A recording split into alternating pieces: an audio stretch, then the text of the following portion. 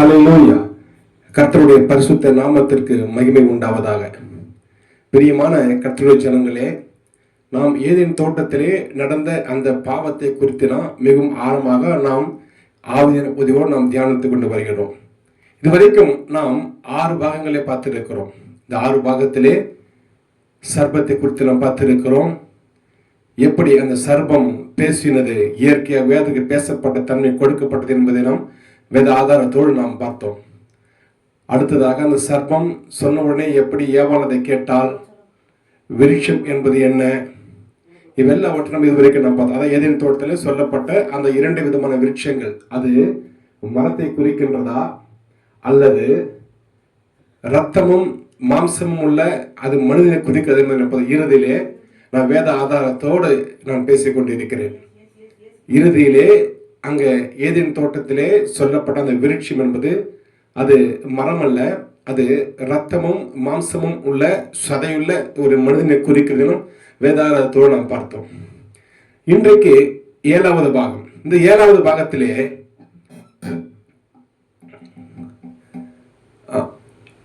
ஏவாள் எப்படி அந்த பழத்தை புசித்தாள், சர்ப்பம் சொன்ன அந்த காரியத்தை ஏவாள் ஏற்றுக்கொண்டு, ஏனென்றால் வசனம் அவளுக்கு கொடுக்கப்பட்டிருக்கிறது. அந்த பழத்தை புசிக்கும் நாளில் நீ சாகவே சாகவா என்று வசனம் அவளுக்கு கொடுக்கப்பட்டிருந்தும் ஏவாள் எப்படி அந்த பழத்தை துணிகரமாக அவள் புசித்தால், அவளுக்கு எப்படி அப்படிப்பட்டதான ஒரு தைரியம் வந்தது, ஆதாமை மீறி தேவனாய கர்த்தருடைய வார்த்தையை மீறி அவளுக்கு அந்த புசிக்கின்ற அந்த ஒரு எண்ணம் எப்படி அவளுக்கு வந்தது என்பதை நாம் இன்றைய தினத்தில் நாம் வேத ஆதாரத்தோடு நாம் பார்க்க போகிறோம். நான் வாசிக்கின்றேன். ஆதியாகமம் 2:16 தேவனாகிய கர்த்தர் மனுஷனை நோக்கி, நீ தோட்டத்தில் உள்ள சகல விருட்சத்தின் கனியை புசிக்கவே புசிக்கலாம், ஆனாலும் நன்மை தீமை அறியத்தக்க விருட்சத்தின் கனியை புசிக்க வேண்டாம், அதை நீ புசிக்கும் நாளிலே சாகவே சாவா என்று கட்டளையிட்டார். ஆதியாகமம் 2:16-17 இப்ப வாசிக்கப்பட்ட வசனம் இடம்பெற்றிருக்கிறது. இந்த கட்டளை ஆதாம் பெறுகின்ற பொழுது அந்த மிருகமாகிய சர்ப்பம் இன்னும் அது உருவாக்கப்படவில்லை, அது படைக்கப்படவில்லை. இந்த பூமியிலே அந்த சர்ப்பம் உருவாவதற்கு முன்பதாகவே ஆதாம் இந்த கட்டளையை அவன் பெற்றபடியினாலே இந்த கட்டளை சர்ப்பத்துக்கு நிச்சயம் தெரிந்திருக்க வாய்ப்பில்லை. அதாவது ஆதாமுக்கு கொடுக்கப்பட்ட கட்டளை என்ன என்பது சர்ப்பத்துக்கு நிச்சயம் தெரிந்திருக்க வாய்ப்பில்லை. ஆனால் ஏதேன் தோட்டத்திலே அந்த பொல்லாத பிசாசானவன் யோவான் 10:10 சொல்லப்பட்ட பிரகாரமாக அவன் மனுஷ கொலைபாதகன், அவன் பொய்க்கு பிதாவாய் இருக்கிறவன் இந்த உலகத்திலே இருந்தான். ஏனென்றால் அவன் அவன் பரலோகத்திலிருந்து பூமியிலே தள்ளப்பட்டான் என்று வசனம் சொல்லுகிறது. அப்படி என்றால் ஆதாமுக்கு கொடுக்கப்பட்ட இந்த கட்டளை ஒருவேளை அவனுக்கு தெரிந்திருக்கலாம், அவன் அதை அறிந்திருக்கலாம்.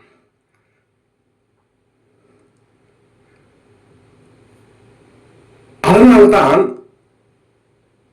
அந்த மிருகமாகிய சர்ப்பம் சொல்றது அது நேரடியாக கேட்காமல் சாத்தான் அந்த சர்ப்பத்தின் மூலமாக ஒருவேளை இப்படி ஆண்டவர் உங்களுக்கு சொன்னாரா என்று அவன் கேட்கின்றான்.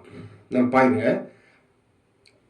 சாத்தான் இந்த பூமியிலே தோட்டத்திலே இருந்தான். இந்த கட்டளையை சாத்தான் ஒருவேளை அவன் அறிந்திருக்கலாம். அதை குறித்து அவன் சர்ப்பத்தின் மூலம் அவன் பேசினான்.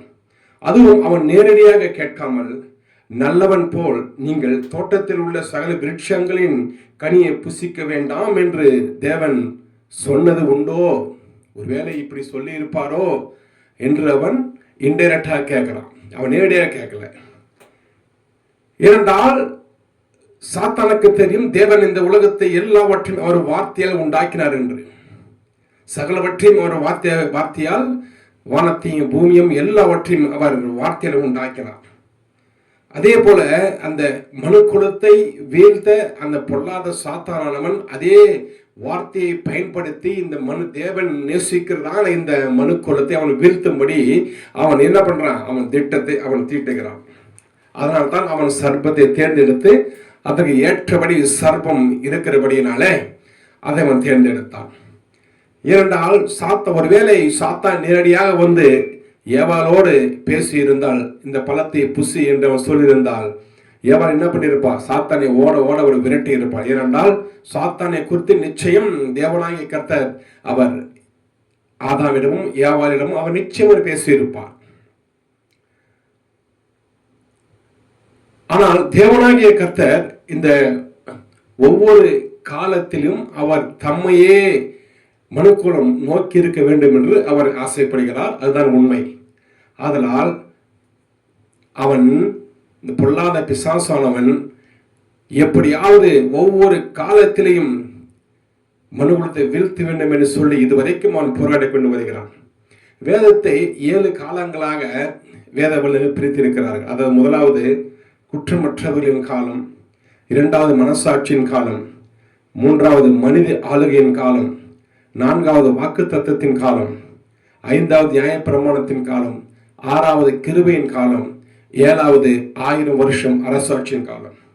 தேவன் ஒவ்வொரு காலத்திலும் அல்லது எல்லா காலத்திலும் மனுக்குலம் தன்னையே சார்ந்திருக்கும்படி அவர் விரும்புகிறார். ஏன்னா அதுதான் நல்ல தகப்பன்.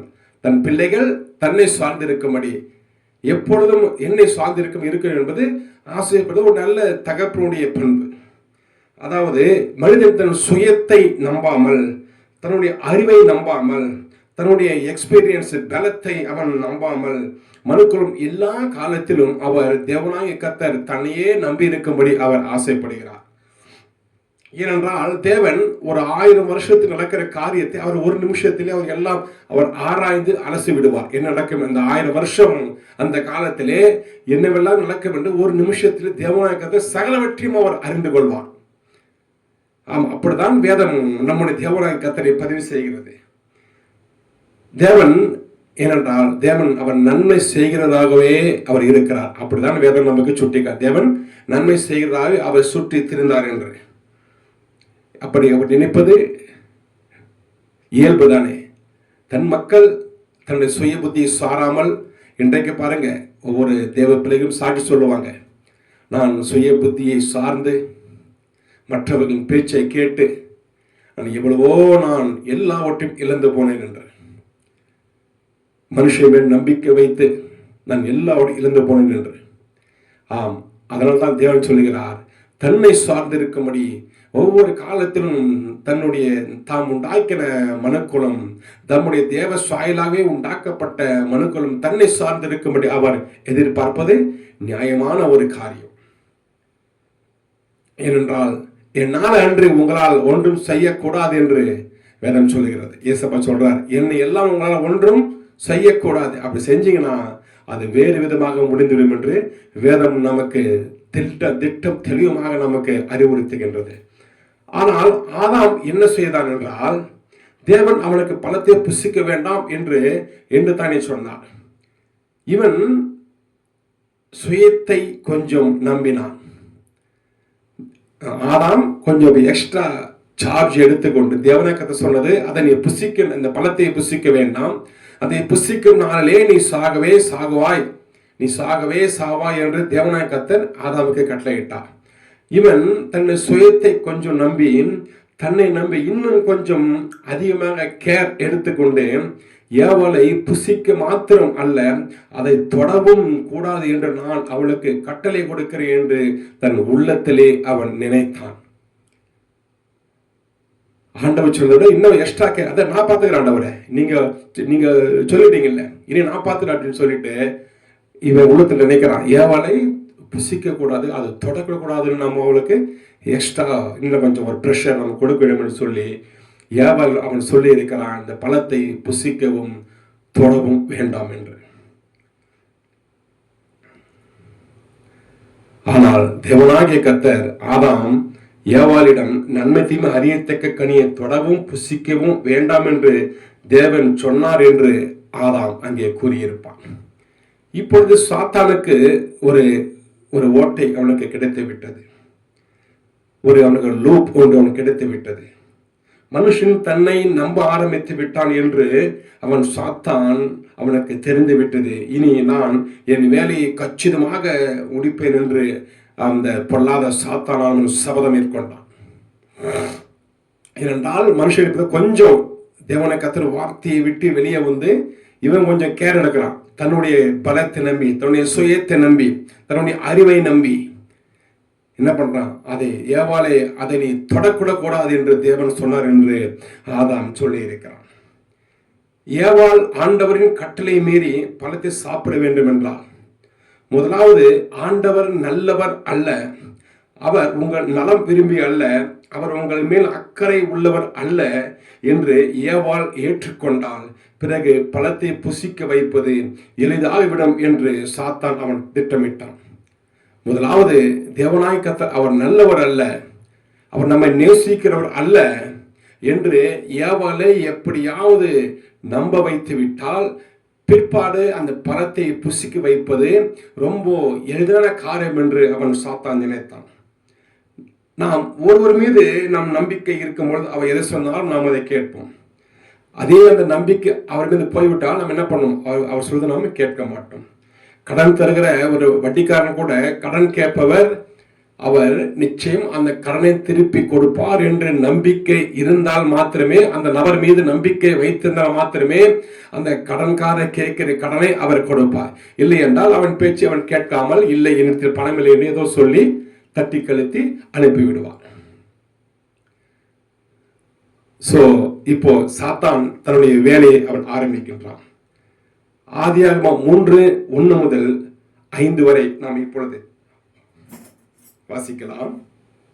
ஆதியாகமம் 3:1-5 வரை. தேவனாகிய கர்த்தர் உண்டாக்கின சகல காட்டு ஜீவன்களை பார்க்கிலும் சர்வமானது தந்திரமுள்ளதாக இருந்தது. அது ஸ்திரியை நோக்கி, நீங்கள் தோட்டத்தில் உள்ள சகல விருட்சங்களின் கனியை புசிக்க வேண்டாம் என்று தேவன் சொன்னது உண்டோ என்றது. ஸ்திரீ சர்ப்பத்தை பார்த்து, நாங்கள் தோட்டத்தில் உள்ள விருட்சங்கள் கனியை புசிக்கலாம், ஆனாலும் தோட்டத்தின் நடுவில் இருக்கிற விருட்சத்தின் கனியை குறித்து தேவன் நீங்கள் சாகாதபடிக்கு அதை புசிக்கவும் அதை தொடவும் வேண்டாம் என்று சொன்னார் என்றார். அப்பொழுது சர்ப்பம் ஸ்திரியை நோக்கி, நீங்கள் சாகவே சாவதில்லை, நீங்கள் இதை புசிக்கும் நாளிலே உங்கள் கண்கள் திறக்கப்படும் என்றும் நீங்கள் நன்மை தீமை அறிந்து தேவர்களைப் போல இருப்பீர்கள் என்றும் தேவன் அறிவார் என்றது. இது ஆதியாகமம் 3:1 முதல் 5 வரை எழுதப்பட்ட சத்தியமுள்ள வசனங்கள். வாசிக்கப்பட்ட இந்த வசனத்திலே ஏவாள் ஆண்டவர் சொன்ன கட்டளையுடன் தன்னோட சுய கட்டளை ஒன்று அவர் சேர்த்து கூறுகின்றான். அதாவது ஆண்டவன் புசிக்க வேண்டாம் என்று சொன்னார், பட் ஏவாள் அதை புசிக்கவும் அதை தொடவும் வேண்டாம் என்று சொன்னார் என்றால், அதை தொடக்கூடாது என்ற வார்த்தையை அவள் எக்ஸ்ட்ராவாக ஆட் செய்து கொண்டு அவள் கூறினபடினாலே சாத்தானுக்கு திறந்து விட்டது, எனக்கு ஒரு வழி கிடைத்து விட்டது. ஏனென்றால் வார்த்தையை கொண்டு மனிதகுலத்தை வீழ்த்தி, என்ற வார்த்தையை கொண்டு உண்டாக்கின தேவன் அதே வார்த்தை கொண்டு இந்த மனுஷனை வீழ்த்தினால்வா அவன் ஜெயித்து விடுவார் என்று அவனுக்கு எண்ணம் வந்து விட்டது. எனக்கு அப்பொழுது சாத்தான் நினைக்கிறான், ஓ எனக்கு இப்ப வழி கிடைத்து விட்டது. ஏவாள் ஆண்டவரும் அப்போ சாத்தான் பேசுறான் ஏவாளோட, ஏவாளே ஆண்டவர் உங்கள் நலம் விரும்பி அல்ல, அவர் உங்கள் மேல் அக்கறை உள்ளவர் அல்ல. ஏனென்றால் நீங்கள் அந்த பழத்தை புசித்தால் தேவர்களை போல அல்லது தேவனை போல மாறிவிடுவீர்கள் என்பதால் தான் உங்களை புசிக்க வேண்டாம் என்று சொல்லியிருக்கிறார். அவர் உங்களை அடக்கி ஆள நீங்கள் இதே நிலைமையில் வேலை செய்து சாப்பிட வேண்டும் நினைக்கிறார் என்று அவர் நல்லவர் அல்ல என்று சாத்தான் ஒரு வேலை ஏவாளிடம் சொல்லியிருப்பான். அதற்கு ஏவாள் சொல்லியிருப்பான், இல்லை சர்வமே, நீ சொல்வது பொய், ஆண்டவர் நல்லவர் தான், அவரது கட்டளைகளை உண்மை என்று நான் அறிந்திருக்கிறேன் என்று அவள் ஏவாள் சொல்லியிருக்கிறார்.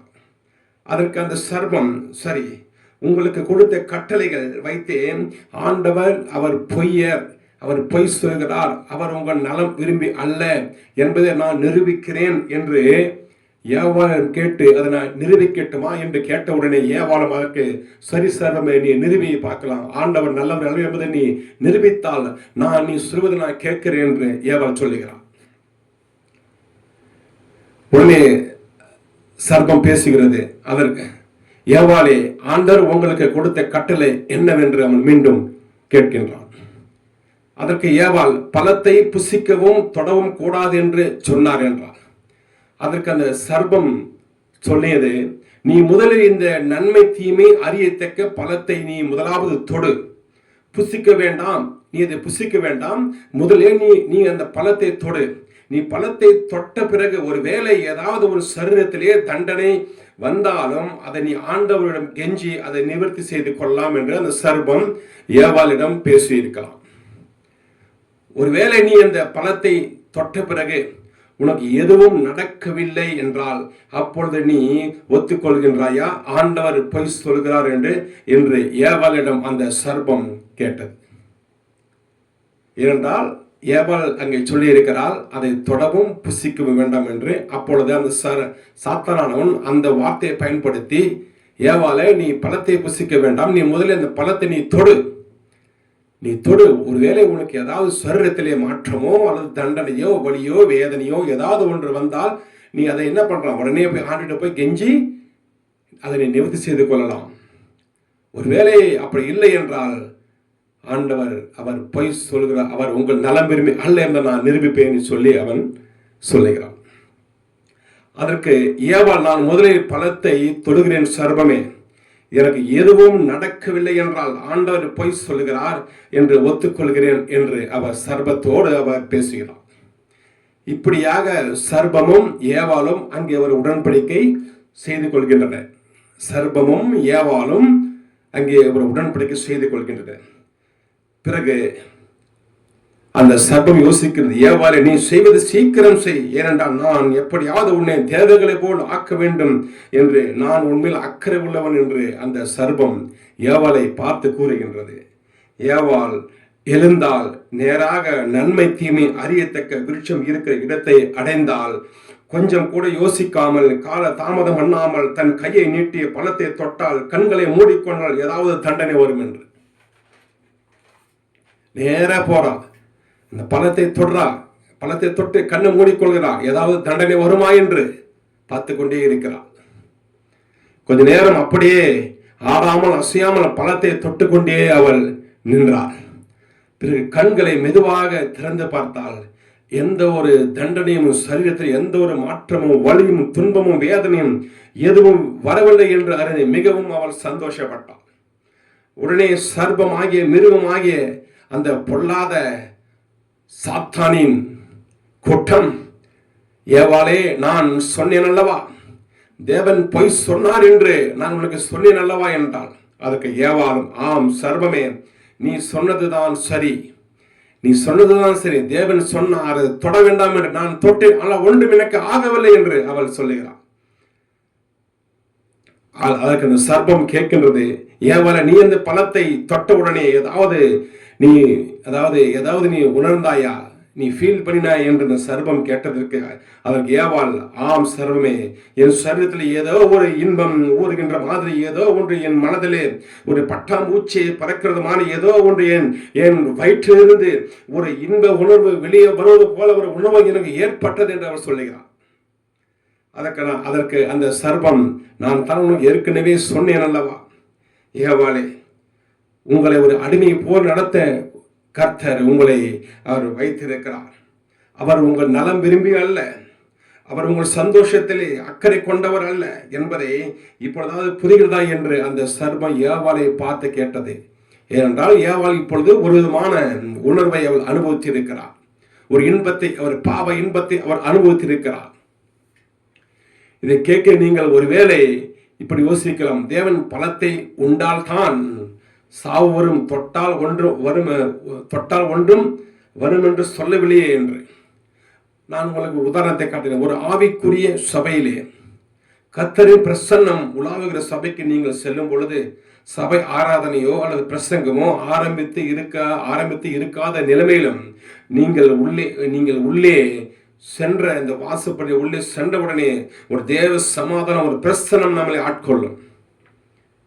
ஏனென்றால் அங்கே பரிசுத்தம், அங்கே கர்த்தர் உலாவிக் கொண்டே இருக்கிறார், தேவ பிரசன்னம் இருக்கிறது. நம்ம சென்றவுடனே அந்த ஒரு சமாதானம் நம்மளை ஆட்கொள்ளும். நம்ம கேள்விப்பட்டிருக்கிறோம் சாட்சிகள் மூலமாக. அதே போல பாவம் நிறைந்த ஒரு இடத்தில் வாசப்படியிலே கால் வைத்தாலே போதும், அல்லது பாவம் நிறைந்த இடத்திற்கு போனாலே போதும், நன்மை இல்லாத உணர்வுகள் சரீரத்தில் இச்சைகள் தோன்றும். பாவம் செய்ய இன்னும் ஆரம்பிக்கவில்லை, ஆனால் அந்த இடத்திற்கு சென்றாலே பாவம் செய்யாதிருந்தும் பாவம் செய்யும் பொழுது வரும் துர் இச்சைகளை அவன் அனுபவிப்பான். அந்த இடத்திலேயே அந்த பிரசன்னம் இருக்கும், பாவ பிரசன்னம் இருக்கும். இங்க சபையிலே பரிசுத்த பிரசனம் இருக்கும் என்றால் அந்த பாவம் செய்ய இடத்திலேயே அங்க பாவ பிரசன்னம் இருக்கும், ஆட்கொள்ளும். அது சொன்னதல்லவா, பாவம் மாசப்படையிலே படுத்துக் கொண்டிருக்கும். நீ நன்மை செய்யவிட்டால் பாவம் வாசப்படையில படுத்துக் கொண்டிருக்கும். பாவம் படுத்து இருக்குமா, அது ஆட்கொள்ளும் என்று. நன்மை தீமை அறியத்தக்க விருட்சம் என்பது அது சரீரத்தை பற்றி அறிகின்ற விருட்சம், சரீரத்தை பற்றி அறிகின்ற அறிவு. பாவம் நிறைந்த அந்த விருட்சம் இருக்க இடத்துக்கு ஏவாள் வந்ததும் அல்லாமல் அந்த பாவத்தை கையால தொட்டு பார்த்ததினாலே அவளுக்கு அப்படிப்பட்ட ஒரு உணர்வு, ஒரு இன்பம், ஒரு பாவ இன்பம் அவளுக்குள்ளாக வந்தது. ஏன் தேவன் அவள் தொட்டதும் அவளை தண்டிக்கவில்லை என்றால் அவன் சொன்னது புசிக்க வேண்டாம் என்ற வார்த்தையை தான். இவங்க எக்ஸ்ட்ரா அந்த வார்த்தை சொன்னதுனால அதன் மூலமாக சாத்தான் அந்த வார்த்தையை பயன்படுத்தி ஏவாளை என்ன பண்றான், தேவன் நல்லவர் அல்ல என்பதை அவன் பொய்யாக கூறி அதை அவன் நிரூபிக்க பார்க்கிறான். ஏவாள் இப்படிப்பட்ட அனுபவத்தை எல்லாம் சொல்லும் பொழுது அந்த சர்பம் சொல்லுது என்றால், சர்பம் சொல்லுது, ஏவாளை இந்த மாதிரி அனுபவம் நான் ஏற்கனவே நிறைய பெற்றிருக்கிறேன். ஏனென்றால் மனிதன் சேர்ந்து பிள்ளை பிறக்க வேண்டும் என்பது தேவ சாயலே இல்லை. ஆனால் மிருகங்களுக்கும், ஆண் மிருகம் பெண் மிருகம் இரண்டும் மாம்சமும் சேர்ந்து அவர்கள் என்ன பண்ணா, படுகி பெருக வேண்டும் என்று அது மிருகங்களுக்கு கையடிக்கப்பட்டது, அது மனிதனுக்கு அல்ல. ஏனென்றால் மனிதன் தேவ சாயலாக உண்டாக்கப்பட்டு இருக்கிறான். அதை 9:6 மனிதன் தேவ சாயலாக உண்டாக்கப்பட்டான் சொல்லுகிறது. தேவ சாயலிலே இச்சை என்பது இல்லை, இச்சை என்பது இல்லை. மாம்சமும் சேர்ந்து இனத்தை உருவாக்குகிறது. அது மிருகங்களுக்கு, ஆத்மா இல்லாத மிருகங்களுக்கு கொடுக்கப்பட்ட கட்டளை. ஆத்மா உள்ள மனிதனுக்கு மாம்சமும் சேர்ந்து பிள்ளை பெறுகின்ற கட்டளை இல்லை, அந்த விதமான நிலைமை இல்லை. அப்ப அந்த சர்பம் சொல்லுது, ஏவாள் சொல்லுகின்ற அனுபவம் எல்லாம் அவன் பார்க்கும்போது ஒரு ஆணும் பெண்ணும் தொடும் பொழுது அல்லது ஒரு கணவன் மனைவி முதலாக தொடும்போது ஏற்படுகிற அந்த உணர்வை அவள் ஏவாள் வெளிப்படுத்துகிறாள். ஆண்டவர் மிருக இனத்தை உண்டாக்கி ஆணோடு பெண் மிருகம் சேர்ந்து இனப்பெருக்கம் செய்து பழுகி பெருகும்படி அவர் மிருகங்களுக்கு கட்டளையிட்டார். மாம்சமும் சேர்ந்து அதன் மூலம் இனப்பெருக்கம் செய்யும்படி மிருகங்களுக்கு கையடிக்கப்பட்டது. மனிதனுக்கு அப்படி இல்லை. ஏனென்றால் மனிதன் தேவ சாயலாக உண்டாக்கப்பட்ட என்ற ஆதி 9:6 சொல்லுகிறது. பரலோகத்தில் பெண் கொடுப்பதும் இல்லை, பெண் எடுப்பதும் இல்லை, இச்சை இல்லை, எல்லோரும் தேவ தூதர்களை போல் இருப்பாங்க வேதம் சொல்லுகிறது, பரிசுத்த வேதம் சொல்லுகிறது. பரலோகத்திலே பெண் கொடுப்பதும் இல்லை, பெண் வாங்குவதும் இல்லை, இச்சை என்பது இல்லை, எல்லோரும் தேவ தூதர்களை போல் இருப்பாங்க சொல்லுகிறது.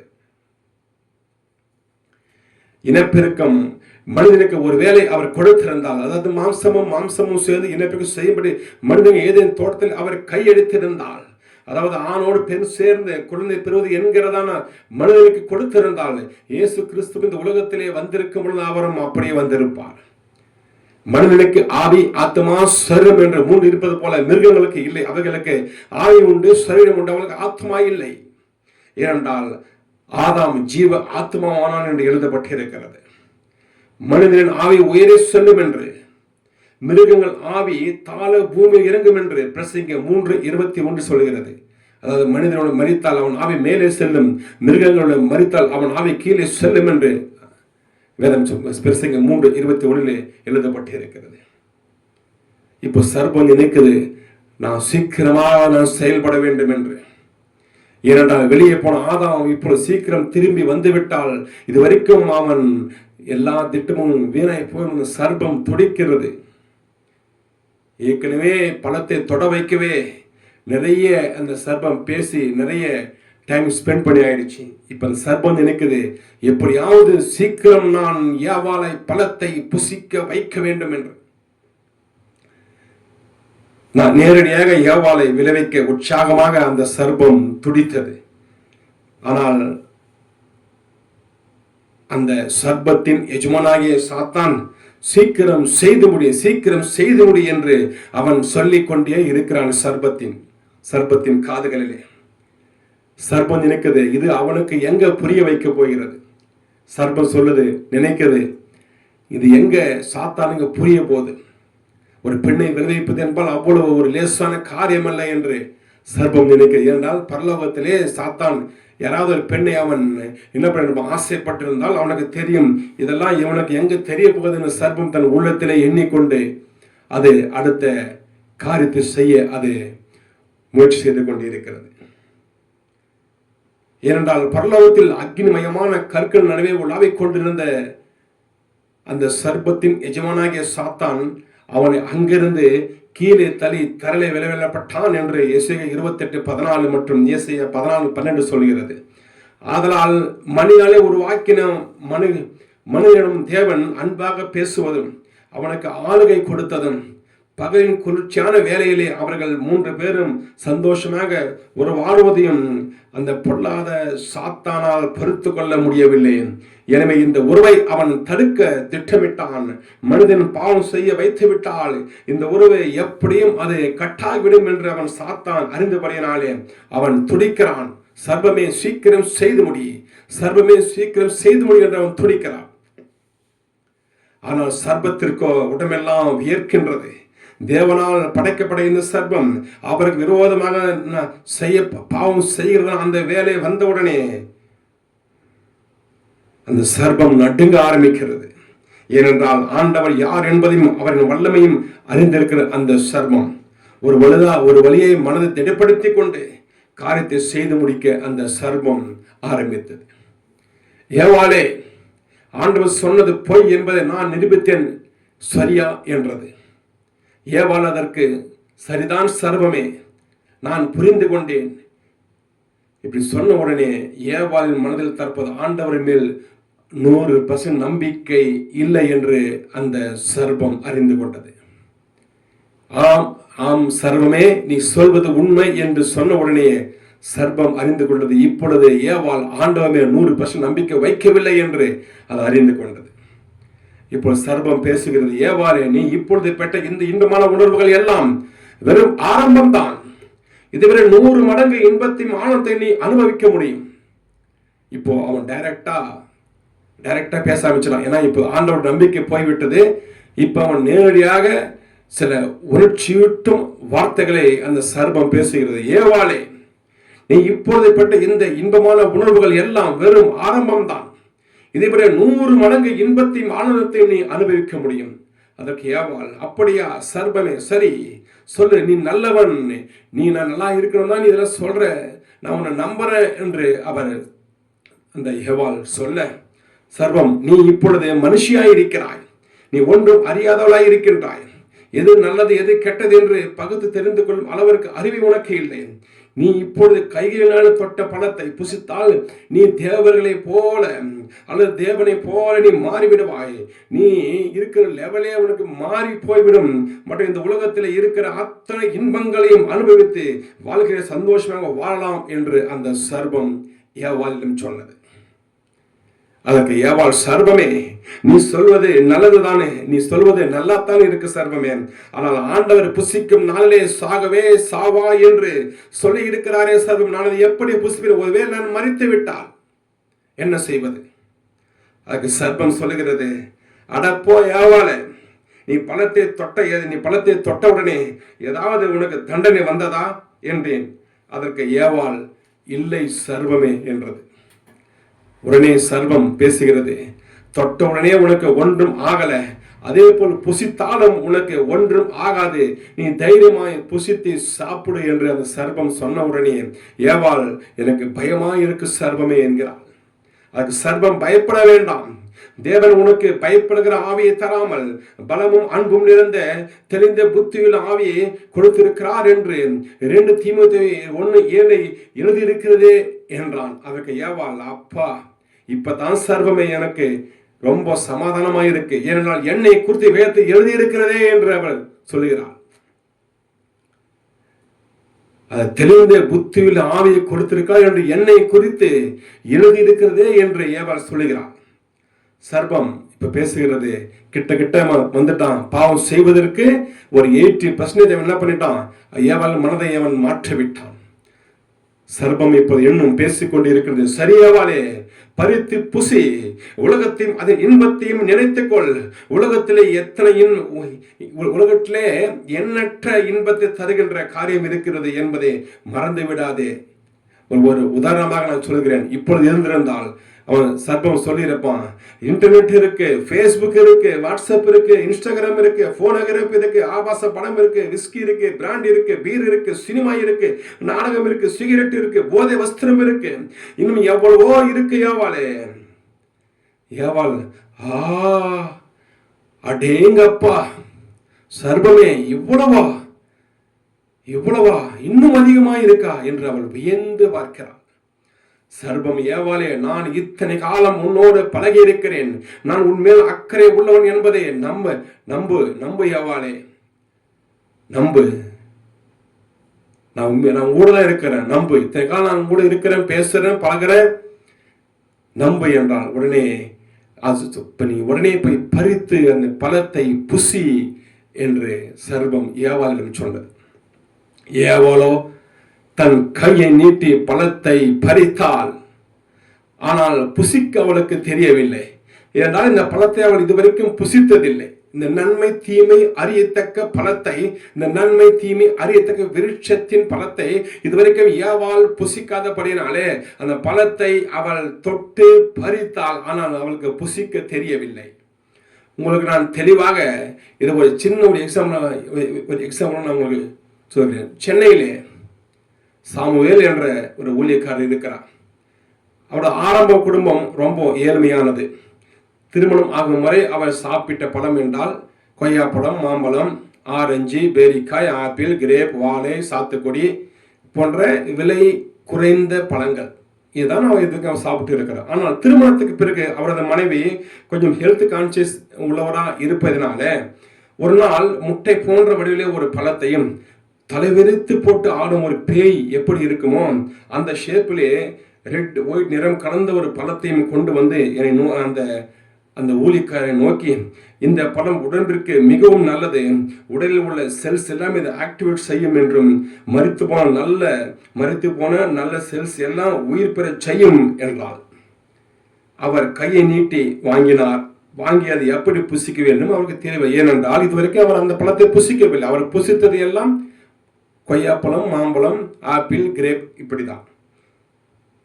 அப்படியே சாப்பிட்டாலும் அவர் கேட்கிறார், அப்படியே சாப்பிடணுமா அல்லது கட் செய்து ஸ்லெஸ்லெஸ்ஸா சாப்பிடணுமா என்று, அல்லது தோலை உரித்து சாப்பிடணுமா என்று அவருக்கு தெரியவில்லை.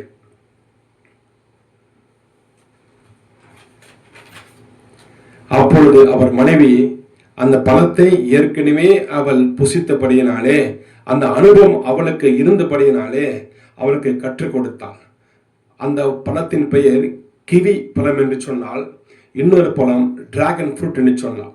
முதலாவது அந்த கிவி ஃப்ரூட்டை முதலில் தண்ணீரில் கழுவி ஒரு சின்ன கத்தியினாலே அதன் தோலை சீவி விட்டு பழத்தை சின்ன சின்ன ஸ்லைஸாக போட்டு கட் செய்து சொல்லி அதன் மேல் பெப்பர் பொடி மற்றும் உப்பு பொடி போட்டு அந்த வெட்டப்படும் ஸ்லைஸை சாப்பிடுமாறு அவளுக்கு கற்றுக் கொடுத்தாள். அவள் கற்றுக் கொடுத்தபடியே அந்த ஊழியக்காரர் அதை செய்து அந்த கிவி பழத்தை சாப்பிட்டார், அவளும் சாப்பிட்டார்.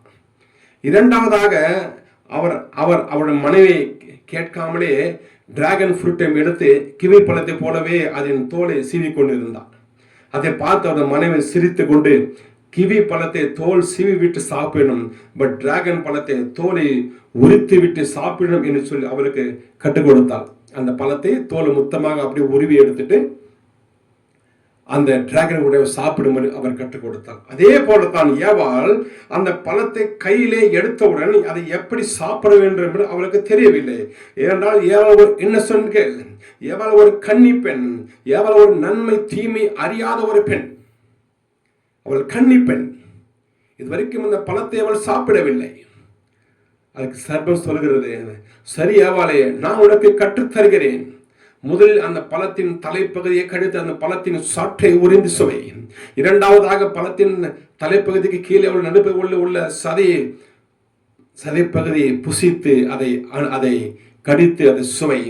மூன்றாவதாக பழத்தை முழுவதுமாக வயிற்றுக்குள்ள கொண்டு சென்று உன் பசி ஆற்றிக்கொள் என்று சொன்ன உடனே அப்படியே அந்த சர்ப்பம் சொன்ன மாதிரியே ஏவாள் அதை செய்து அந்த பழத்தை புசித்தாள். ஏவாள் அந்த பழத்தை புசித்த பிறகு சர்ப்பம் கேட்கிறது, ஏவாளே, நான் சொன்ன மாதிரியே நீ இந்த உலகத்தின் இன்பத்தை அனுபவித்தாயா என்று கேட்டதற்கு அவளுக்கு வெட்கம் வந்து விட்டது. தலை குனிந்து, ஆம் சர்வமே, எவ்வளவு இன்பமாக இருக்கிறது, ஆனால் சர்வமே, நீ சொன்ன மாதிரி இன்பங்களை நான் எப்பொழுது அனுபவிப்பேன் என்று கேட்டால் அதற்கு அந்த சர்வம் சொன்னது, இந்த பழத்தை நீ ஆதாமோடு நீ சாப்பிடும் பொழுது நான் சொன்ன அத்தனை உலக இன்பத்தையும் நீ அனுபவிப்பாய் என்று அந்த சர்வம் சொன்னது. நீ ஆதாமோடு பழத்தை புசிக்கும் நாளே உன் முழு கண்களும் திறக்கப்படும், அப்பொழுது நீ சகலத்தையும் அறிவாய் என்று அந்த சர்வம் சொன்னது. ஏவாள், சர்வமே, ஆதாம் இதுவரைக்கும் இந்த பழத்தை புசித்ததில்லை, அவன் பிறகு எப்படி இதை புசிப்பான் என்றது. ஏனென்றால் ஆதாம் தேவ சாயலாக உண்டாக்கப்பட்டான், இதுவரைக்கும் இந்த பழத்தை அவன் புசிக்கவில்லை. ஏவாள் கேட்க, இந்த பழத்தை எப்படி ஆதாம் புசிப்பான்? அவன் தேவ சாயலாக உண்டாக்கப்பட்டிருக்கிறான் அல்லவா? அதுக்கு சர்வம் சொல்லுது, நான் உனக்கு எப்படி கற்றுக் கொடுத்தேன் அப்படியே நீ அவனுக்கு கற்றுக்கொடு, அவன் புசிப்பான். சர்வம் சொல்கிறது, நான் உனக்கு கற்றுக் கொடுத்தது போலவே நீ ஆதாமுக்கு கற்றுக்கொடு. எப்படி அந்த ஊழியக்காரன் மனைவி அவளுக்கு அவருடைய மனைவி அவர் பணத்தை சாப்பிட கற்றுக் கொடுத்தது போல நீ கற்றுக்கொடு. நான் நிச்சயமாக சொல்கிறேன், ஏவாளே, ஒரு தடவை ஆதாம் இந்த பழத்தை புசித்தால் அவன் வாழ்நாள் எல்லாம் இதை புசிக்காமல் இருக்க முடியாது. பிறகு நீ புரிந்து பிறகு நீயே புசிக்க வேண்டாம் என்று சொன்னாலும் அவன் புசிப்பான். நீ இந்த உலகத்தின் இன்பத்தை வாழ்நாள் முழுவதும் அனுபவிக்கலாம் என்று அந்த சர்ப்பம் ஏவாளை உணர்ச்சி வசப்படுத்தியது. இப்பொழுது சாத்தான் சிரிக்கிறான். ஆனால் அவன் வெளியே காட்டிக்கொள்ளவில்லை. ஏனென்றால் ஆதாம் பாவம் செய்தால்தான் அவனுக்கு 100% வெற்றி. இப்பொழுது ஒரு 50% அவன் வேலை செய்து முடித்து விட்டான். ஏனென்றால் அவன் தேவ சாயல உண்டாக்கப்பட்ட மனிதனின் வித்தை அவன் கெடுக்க வேண்டும், வித்தை கெடுக்க வேண்டும், வித்திலே பாவம் கலக்க வேண்டும் என்று அது ஆதாம் அந்த பாவத்தை செய்தால்தான் சாத்தானுக்கு வெற்றி. அவன் சிரிக்கிறான், ஆனாலும் வெளியே காட்டிக்கொள்ளவில்லை. அப்ப சர்வம் சொல்லுது, சரியாவாலே, நான் என் இடத்துக்கு நான் போகிறேன், நான் சொன்னதை நினைவில் வைத்துக் கொண்டு செயல்படு என்று சொல்லிவிட்டு அந்த சர்வம் அந்த இடத்தை விட்டு சென்று விட்டது. மறைந்திருந்து என்ன நடக்கும் என்று அதை பார்த்து கொண்டே இருந்தது. வெளியில் சென்றிருந்த ஆதாம் இப்பொழுதுதான் அவர் வரார். தோட்டத்தை பண்படுத்தவும் காக்கவும் வைக்கப்பட்ட ஆதாம் தன் பொறுப்பை மீறி வெளியே இங்கு போயிட்டு அவர் இப்பதான் வரார். ஏவாளை பார்த்தான். அவர் முகத்தில் எப்பொழுதும் இல்லாத ஒரு சிரிப்பு, புன்னகை ஏவாள் முகத்திலே வந்தது. ஏவாளே, என்ன என்று வழக்கத்திற்கு மாறாக சந்தோஷம் இருக்கிறாய் என்று ஆதாம் கேட்க, ஏவாள் அதற்கு, ஆதாமே, நீ என்மேல் அன்பாய் இருக்கிறாயா என்று அவர் கேட்டார். எப்படி ஆண்டவர் பேதுருவை பார்த்து கேட்கிறாரோ அந்த மாதிரி ஏவாள் கேட்கிறார், ஆதாமே, நீ என்மேல் அன்பாய் இருக்கிறாயா? அதற்கு ஆதாம், நீ ஆம் ஏவாளே, உண்மையில் அன்பாய் இருக்கிறேன் என்றான். அதற்கு ஏவாள், ஆதாமே, நீ என்மேல் அன்பாய் இருக்கிறாய் என்பதை நான் எப்படி அறிந்து கொள்ள முடியும்? அதற்கு ஆதாம், நீ என் எலும்பில் எலும்பும் மாம்சத்தில் மாம்சமாய் இருக்கிறபடினாலே நீ என்ன சொன்னாலும் நான் அதை செய்வேன், அப்பொழுது நீ புரிந்து கொள்வாய் என்றான். அதற்கு ஏவாள், நான் எதை செய்ய சொன்னாலும் நீ அதை செய்வாய் என்று கேட்டதற்கு ஆதாம், ஆம், நான் செய்வேன் என்றான். உடனே ஏவாள் தடை செய்யப்பட்ட மரத்தின் கனியை கொண்டு வந்து அதை புசி என்றாள். ஆதாம் திகைத்து போனான், செய்வதறியாமல் தயங்கி நின்றான். ஆனாலும் வார்த்தை கொடுத்தபடியினாலே அது நிமித்தம் அதை புசிக்க ஆயத்தமானான். ஆதாம் ஏவாளை நோக்கி, நான் இந்த பழத்தை இதுக்கு முன் ஒரு தடவை கூட புசித்ததில்லை, இதை நான் எப்படி புசிக்க வேண்டும் என்று அவன் கேட்டதற்கு சர்ப்பம் ஏவாளுக்கு கற்றுக் கொடுத்தபடியே, அதான் அந்த சாமுவேல் அவருக்கு அந்த ஊழியக்கார மனைவி கற்றுக் கொடுத்தது போலவே ஏவாள் ஆதாமுக்கு அந்த பழத்தை எப்படி உண்ண வேண்டும் என்று அவள் கற்றுக் கொடுத்தாள். ஆதாமின் கை என்ன செய்ய வேண்டும் என்று அவள் கற்றுக் கொடுத்தாள். ஆதாமின் வாய் என்ன செய்ய வேண்டும் என்று அவள் கற்றுக் கொடுத்தாள். ஆதாம் பழத்தை எப்படி உண்டு வயிற்றுக்குள்ளே அந்த பழத்தை கொண்டு செல்ல வேண்டும் என்று ஒவ்வொன்றாக அவள் கற்றுக் கொடுத்தாள். பரிசுத்தமுள்ள ஆதாமை அவள் விளைவைத்தாள். பாவம் செய்வதற்கு அவள் தூண்டினாள், செய்து முடித்தாள். ஆதாமின் கை பரிசுத்தமானது, வேலை செய்வதற்கு மாத்திரமே அந்த கை அவனுக்கு பயன்பட்டது. ஆனால் இப்ப பாவத்தை செய்வதற்கு அந்த கையை அவன் உபயோகப்படுத்த ஏவாள் அவனை தூண்டிவிட்டாள். ஆதாமுடைய வாய் பரிசுத்தமானது, தேவனுடைய வார்த்தையை பேசிக்கொண்டு அந்த வாய் இப்பொழுது பாவத்தை செய்வதற்கு துணிந்தது. இன்னும் அவன் சரீர உறுப்புகள் எல்லாம் பாவத்தை செய்ய துணிந்து எல்லாம் செய்து முடித்தாயிற்று. ஆதாமும் புசித்தான். அது அவன் வாய்க்கு இன்பமாயிருந்தது. ஏவாளுக்கும் கொடுத்தான். அவள் மீண்டும் அந்த பழத்தை புசித்தாள். அவள் வாய்க்கு இன்பமாயிருந்தது, ஆனால் வயிற்றுக்கு அது மிகவும் கசப்பாய் காணப்பட்டது. ஏவாளுக்கு வாய்க்கு இன்பமாய் இருந்தது, ஆனால் அவள் வயிற்றுக்கு மிகவும் கசப்பாய் காணப்பட்டது. ஆதாமும் ஏவாளும் பழத்தை புசித்த உடனே அவர்கள் கண்கள் திறந்தது என்று ஆதியாகமம் 3:7 சொல்லுகின்றது. கண்கள் திறந்தது என்றால் அதற்கு முன் அவர்கள் கண் அட்டவளா இருந்தார்களா? இல்லை. அவர்களை ஆவிக்குரிய கண்கள் மறைந்து போய் மாம்சத்துடைய கண்கள் அவருக்கு திறந்தன என்று வேதம் சொல்லுகிறது. ஆதாமும் ஏவாளும் இப்பொழுது மண்ணான சாயலை பெற்றதும் தாங்கள் நிர்வாணியா இருக்கிறோம் என்று அறிந்து அதை மறைத்தார்கள். சாத்தான் தன் வேலையை கச்சிதமாக முடித்தவனை இப்பொழுது தன் முகத்தின் மறுமுகத்தை அவன் காட்ட ஆரம்பித்தான். இதுக்கு முன்பு பழத்தை சாப்பிட்டால் தேவைகளை போல இருப்பீர்கள் என்று சொன்ன அந்த பொல்லாத சாதம் இப்பொழுது நீங்கள் நிர்வாணிகள் என்றும் பாவிகள் என்றும் அவன் குற்றப்படுத்த ஆரம்பித்தான். வெளிப்படுத்தல் அதிகாரம் 12 வரை அவன் இனிமேலும் நம்மை குற்றப்படுத்திக் கொண்டே இருப்பான். இவனுக்கு முடிவு வெளிப்படுத்தல் 12:10 வரும். இரவும் பகலும் நம்முடைய தேவனுக்கு முன்பாக நம்முடைய சகோதரர் மேல் குற்றம் சுமத்தும் பொருட்டு அவர்கள் மேல் குற்றம் சொல்றவன் தள்ளப்பட்டு போனான் என்று வெளிப்படுத்தல் 12:10 சொல்கிறது. ஏதேன் தோட்டத்தில் நடந்த அந்த சம்பவத்திற்கு பிறகு ஆண்டவர் அவர்களை விசாரித்து அவர்கள் செய்த பாவத்திற்கு ஏற்றபடி ஒவ்வொருவருக்காய் அவர் சாபத்தை அவர் அள்ளி வீசுகின்றார். ஹல்லேலூயா. சர்ப்பத்திற்கு சாபத்தை கொடுத்தார், ஏவாளுக்கு சாபத்தை கொடுத்தார், ஆதாமுக்கு சாபத்தை கொடுத்தார், சாத்தானுக்கு தீர்க்க தரிசனத்தை கொடுத்தார். அவர் உன் தலையை நசுக்குவார் என்று. நாம் இதுவரைக்கும் ஏவாள் எப்படி பழத்தை புசித்தாள் என்று நாம் பார்த்தோம். ஒரு காரியத்தை நான் உங்களுக்கு சொல்ல ஆசைப்படுகிறேன். ஒரு பழத்தை புசித்ததற்கு ஏன் ஆண்டவர் ஏவாளின் கர்ப்பத்தை சபிக்க வேண்டும்?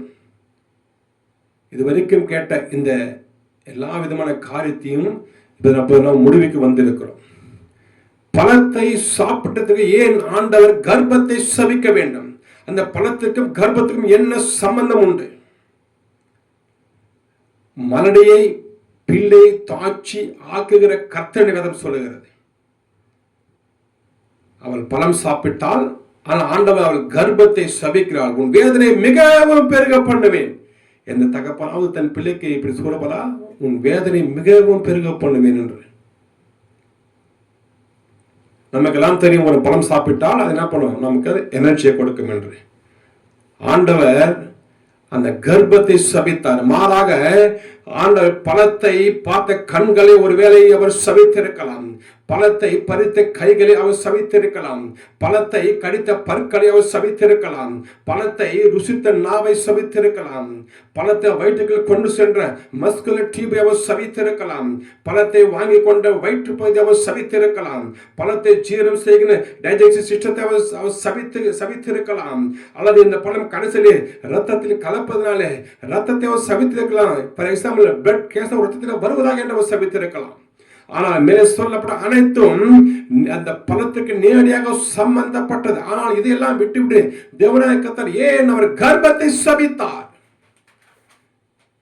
நீ கர்ப்பவதியாக இருப்பதால் உன் வேதனை மிகவும் பெருக பண்ணுவேன். கண்களை சபிக்கவில்லை, கைகளை சபிக்கவில்லை, வாயை சபிக்கவில்லை, நாவை சபிக்கவில்லை, பற்களை சபிக்கவில்லை, வயிற்றை சபிக்கவில்லை, டைஜஸ்டிவ் சிஸ்டத்தை சபிக்கவில்லை, ரத்தத்தை சபிக்கவில்லை, மாறாக கர்ப்பத்தை அவர் சபித்தார். பழத்தை சாப்பிட்டு கர்ப்பத்தை சபித்தார். என்ன ஆயிட்டு நம்ம ஆண்டவருக்கு? ஏதாவது தாறுமாதா ஏதாவது நடக்கின்றதா? ஆண்டவருக்கு தெரியவில்லையா? இரண்டாவது பல ஏற்பட கண்ணுக்கு கண், பல்லுக்கு பல், சூட்டுக்கு சூடு, காயத்துக்கு காயம், தழும்புக்கு தழும்பு. உனக்கு கண் போனால் இவனுக்கும் கண் போக வேண்டும், கால் ஊனமா இவனுக்கும் கால் ஊனப்படுத்த வேண்டும். இதன் பயன் ஏற்பட நியதி.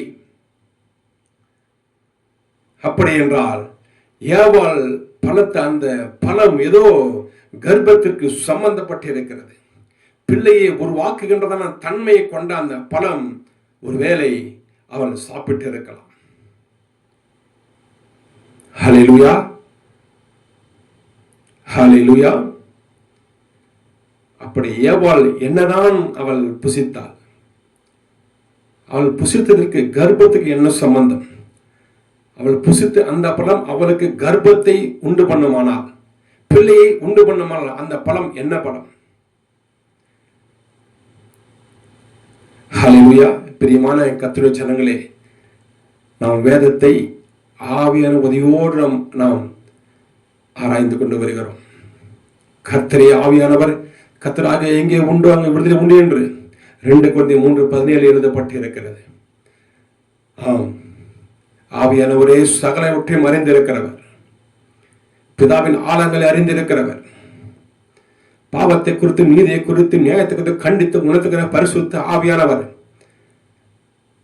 அவருடைய காலத்தில் நாம் இப்படி இருந்து கொண்டு இருக்கிறோம். அப்படி அந்த ஏவாள் சாப்பிட்ட அந்த பழத்திலே கர்ப்பம் உண்டாகுமோ? அப்படி என்றால் இன்னைக்கு ஐவி ட்ரீட்மெண்ட்லாம் தேவைப்படாது. எல்லா ஹாஸ்பிட்டலையும் அந்த ஒரு பழத்தை வச்சிருப்பாங்க. பிள்ளை இல்லாதவர்களுக்கு, பிள்ளை பெற தகுதி இல்லாதவர்களுக்கு அந்த பழத்தை கொடுத்தால் போதும், கர்ப்பம் உண்டாகி விடுமோ, உண்டாகி விடுமோ? அப்படிப்பட்ட பலம் இந்த உலகத்திலே இருக்கின்றதா? இருக்கின்றதா? இருந்தால் அந்த வசனம் பொய்யாயிடுமே. பிள்ளை வராத மலடியே மகிழ்ந்து சந்தோஷப்படு. அந்த வசனம் எல்லாம் பொய்யாயிடுமே.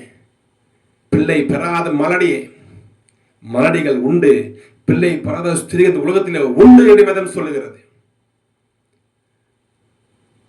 அப்படி அந்த ஏவாள் என்ன பழத்தை புசித்தாள் என்று நாம் பார்ப்பது முன்பதாக நியாயப்பிரமாணம் எந்த அடிப்படையிலே கொடுக்கப்பட்டது?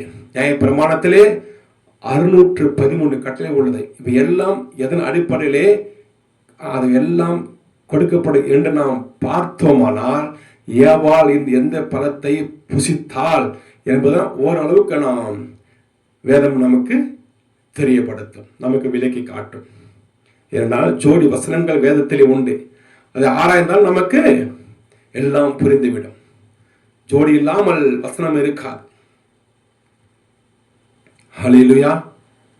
சோ இந்த ஏழாவது பகுதியிலே ஏவாள் எப்படி அந்த பழத்தை புசித்தாள் என்பதை ஒரு நாடகம் மாதிரி, நாடகம் இல்லை, ஒரு சம்பவம், ஒரு நடந்த சம்பவம், அது அப்படியே உங்கள் கண் முன்னாக கொண்டு வந்து ஆவியானவரை காட்டினார். அடுத்ததாக நாம் பார்க்கலாம் 8வது பகுதியிலே நியாயப்பிரமாணம் ஏன் கொடுக்கப்பட்டது, எதன் அடிப்பில் கொடுக்கப்பட்டது என்றால், நியாயப்பிரமாணத்தின் கட்டளைகள் பழைய ஏற்பாட்டு முழுவதுமாக அது பொருந்துகிறபடியினாலே இதற்கு மதக்கும் என்ன சம்மந்தம் என்று நாம் பார்த்து விடலாம். ஹல்லேலூயா. பிரியமான ஜனங்களே, எங்களோடு இணைந்திருங்க. இந்த சத்தியம் மிகவும் கடினம்தான். இந்த ஏதேன் தோட்டம் சத்தியம் மிகவும் கடினம்தான். ஆண்டவர் கேட்கிறா, நீங்களும் என்னை விட்டு போக மனதாக இருக்கிறீர்களோன்னு சீசை கேட்ட சொல்றாரு பேதுரு. இல்ல ஆண்டவரே, சத்தியமுள்ள ஜீவனுள்ள நித்திய ஜீவ வசனம் உமது உள்ளதே என்று சொல்லுகிறார். ஆம், இந்த ஏதேன் தோட்டத்தின் சத்தியம் மிகவும் கடினமானதுதான், மனுகுலத்திற்கு மிகவும் கடினமானதுதான். ஆனால் ஏற்றுக்கொள்கிறவன் பாக்கியவான் கதம் சொல்லுகிறது. பரிசுத்தம் ஆகணும் என்பதே பிதாவின் சித்தமே எழுதப்பட்டு இருக்கிறது. பரிசுத்தம் இல்லாமல் தேவனை தரிசிக்க முடியாது என்று எழுதப்பட்டு இருக்கிறது. ஹல்லேலூயா. தொடர்ந்து எங்களோடு இருங்க. ஆண்டவரே, உம்மை துதிக்கிறோம் இயேசப்பா. இதோ இவ்வளவு நேரம் இந்த செய்தியை என் ஆண்டவர் நீ பேசியிருக்கிற அதற்காக உமக்கு நன்றி செலுத்துகிறோம். இதை கேட்டவர்கள் உணர்ந்தவர்களாய் அறிந்தவர்களாய், என்னால் யோவான் 8:32 சொல்லுகிறது, சத்தியத்தின் மறைவு சத்தியமொழி விடுதலை ஆக்கும் என்று எழுதப்பட்டு இருக்கிறது. உங்களுடைய வசனமே சத்தியம் என்று யோவான் 17:17 சொல்லுகிறது. சொல்லப்பட்ட இந்த வசனங்கள் யாவும் சத்தியமுள்ள வசனமாய் இருக்கிறபடினாலே இந்த வசனங்கள் கிரியை செய்யட்டும். ஒவ்வொருவரும் இந்த வசனங்களை பரிசுத்தமாகட்டும், உம்மை தரிசிக்கட்டும். கர்த்தர் அப்படியே நீ செய்து விட்டதற்காக உமக்கு நன்றி செலுத்துகிறோம். இயேசு கிறிஸ்துவின் நாமத்தில் ஜெபிக்கிறேன் எங்கள் நல்ல பிதாவே. ஆமீன், ஆமீன்.